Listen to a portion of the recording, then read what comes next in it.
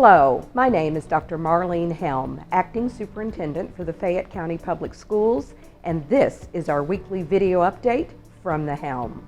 Our first week back from spring break has been a great one, with everyone in bright spirits following some well-deserved time off to reflect, rest, and re-synergize.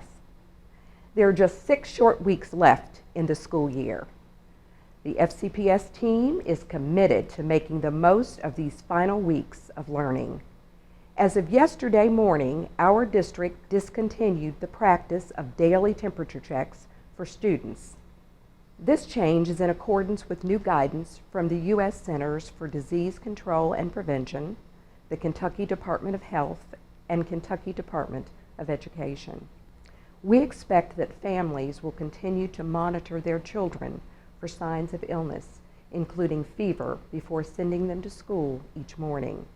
We discussed these new expectations with our partners from the Lexington Fayette County Health Department earlier this week, and they agreed with this course of action. Please be assured that the significant investment our district made to purchase touchless thermometers and temperature scanners will be put to good use. Daily temperature checks are still required for adults while COVID-19 continues, and the experts at the health department have suggested that we implement screening for fevers during future flu seasons. We are appreciative of the federal reimbursement dollars made available to cover the cost of this equipment. Here in the Fayette County Public Schools, we are fortunate to offer a rich variety of special academic programs that enable students to pursue their diverse passions and interests. We are here filming today at Johnson Elementary, a building rich with history as a long-time neighborhood school. Next school year, this building will be home to the new Carter G. Woodson Preparatory Academy, which will open in August of 2021. This is an expansion of the all-male Carter G. Woodson College Preparatory Program for scholars in grades 6 through 12. The elementary program initially will welcome 150 boys at the kindergarten, first, and second grade levels. The program will expand each year until it is a K-5 school. Carter G. Woodson Preparatory Academy will feature a science, technology, engineering, and math-focused curriculum, which will be taught through the lens of African American history and culture, using culturally responsive teaching and learning strategies. It is my honor today to introduce to our community Ms. Jocelyn Mills, who has been selected to serve as the first director of this special program. Ms. Mills comes to us most recently from Chicago, where she served as the principal of the Barbara A. Sizemore Academy. Although she is originally from Tennessee, as a graduate of the University of Kentucky, she feels at home here in Lexington. Ms. Mills has more than 21 years of experience in education. Her Kentucky connection runs deep, as she was a teacher in Oldham County, a principal in Spencer County, and coordinated Kentucky's District of Innovation Initiative. Welcome. Welcome, and thank you for accepting this challenge. Tell us a little bit about what caused you to accept this role, this opportunity, if you will.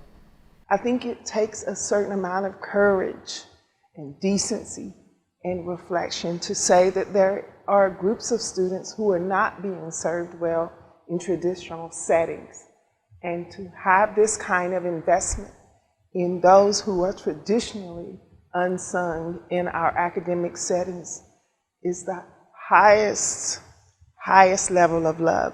It is this organization, this school will be a love letter from this community to a group of boys who so desperately need it. And I am so excited to be part of that work.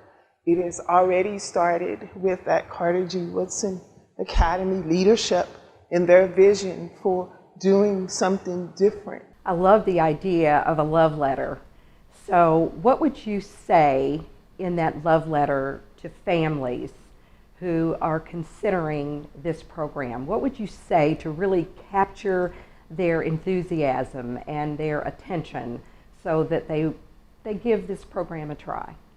I think one of the things that we have to be aware of is the power of names and what we call our children. And in this setting, they will be called scholars, they will be called scientists, and they will be called solutionaries. Not only will they be learning in their classrooms, but you will see them out in the community, and they're going to be the future of this great city. That's wonderful, and I think it's going to be so important for you and your team to make sure that they see themselves, that that you give them a vision. This is where you are now, but this is not your final destination. It is not. And I think that that's the beauty of programs like this, because they are identity affirming. And that means that a great number of the scholars and solutionaries who will be in our school will see themselves in complex text. They will see people who look like them. There will be a scholar who will recognize himself in George Washington Carver. And that is the power of spaces like these. Well, again, we just applaud you and welcome you, and we are so appreciative of your willingness to bring your gifts and talents to lead this program. We know that we will hear much from you and your scholars, and we stand ready to support you in any way that we can. So thank you again. Listening to Ms. Mills makes me wish a program like this had been available when my son was entering school. I understand that we still have spaces for a few more students in kindergarten, first, and second grade. Families who are interested in applying should visit our website or call 859-381-4741. In closing, I want to thank Ms. Mills for joining us today and wish her and the Academy well. This past year has been a challenging one, but we have come through it stronger and even more committed to creating a collaborative community that puts students first. Together, we have made today better than yesterday and will make tomorrow even better than today.